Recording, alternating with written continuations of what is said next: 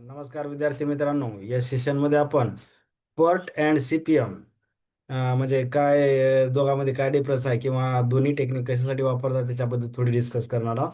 आता पर्ट याचा full form आहे program evaluation and review technique आणि सीपीएम म्हणजेच काय क्रिटिकल पाथ मेथड.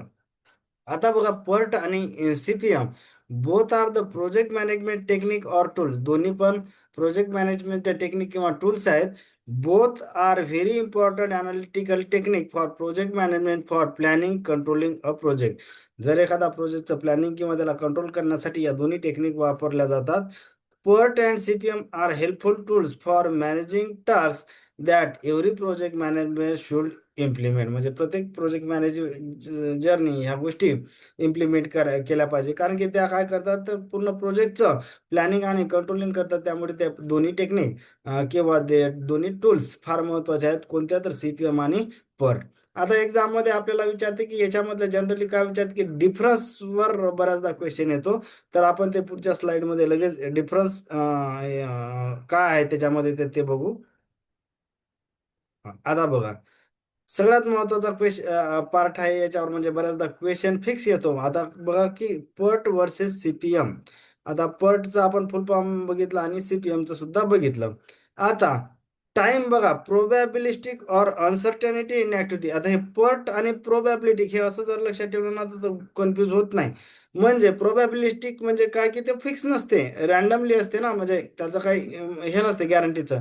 तर पर्ट आणि प्रोबॅबिलिस्टिक याच्यावरून आपल्याला सापडते की आन्सर की अनसर्टेनिटी इन ऍक्टिव्हिटी. सीपीएम म्हणजे काय, it uses a fix or deterministic time.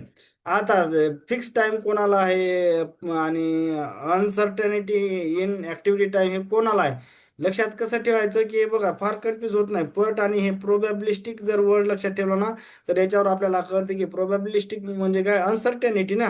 मग त्याच्यावरून आपल्याला बरोबर लक्षात राहते. त्याच्यामुळे हे पर्ट आणि हे प्रोबॅबिलिटी पीपी सहज लक्षात राहते. त्याच्यामुळे कुठेही कन्फ्यूज होण्याचं कारण नाही.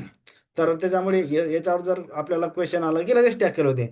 आता uses R&D project with uncertain duration. आता R&D जर रिसर्च अँड डेव्हलपमेंटमध्ये काय फिक्स टाइम ड्युरेशन नसते ना, की किंवा कधी तो रिसर्च कम्प्लीट होईल ह्याचं असं कोणालाही सांगता येत नाही. त्याच्यामुळे या गोष्टीमध्ये तो यूज होते ही टेक्निक. आता याच्यामध्ये युजेस कन्स्ट्रक्शन, रिपिटेटिव्ह प्रोजेक्ट आणि मॅन्युफॅक्चरिंग प्रोजेक्ट. याच्यामध्ये कसं असतं की टाइम बाउंडिंग असते की बाबा हा कन्स्ट्रक्शन प्रोजेक्ट एवढ्या एवढ्या वर्षात झालाच पाहिजे किंवा हा मॅन्युफॅक्चरिंग टाइम बाउंडिंग असते इथं. नंतर हा जो पर्ट असते हा इव्हेंट ओरिएंटेड टेक्निक आहे. इव्हेंट ओरिएंटेड म्हणजे काय, event is the point in time, not a task. Event हे टास्क नसते, it marks the start or completion of one or more activity. पण ऍक्टिव्हिटी ओरिएंटेड म्हणजे काय, activity are the task or work that takes the time for time or resources. म्हणजे जो PERT आहे हा event oriented technique आहे आणि CPM ही activity oriented technique आहे. आता याच्यामध्ये फोकस काय कशावर असतो, ह्याच्यावर पण सुद्धा फोकस कशावर, टाइम कंट्रोल. याचा जो फोकस असतो हा कॉस्ट कंट्रोल.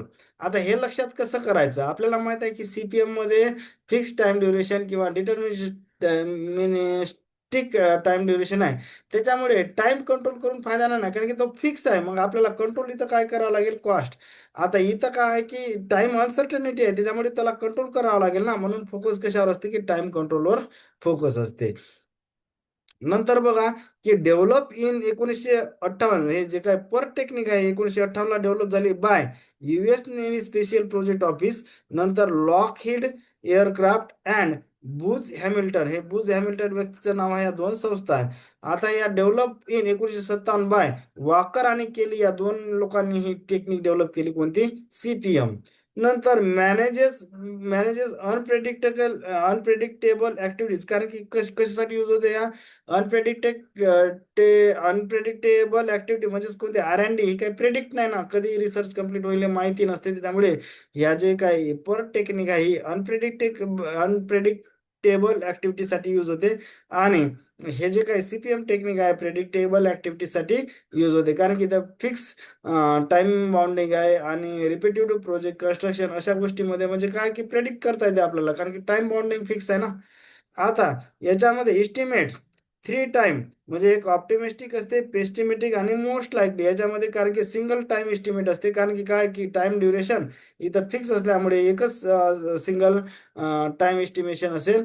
होप करतो की बऱ्याच गोष्टी समजल्या असतील तर चॅनलला लाईक, सबस्क्राईब आणि शेअर करायला विसरू नका. थँक्यू.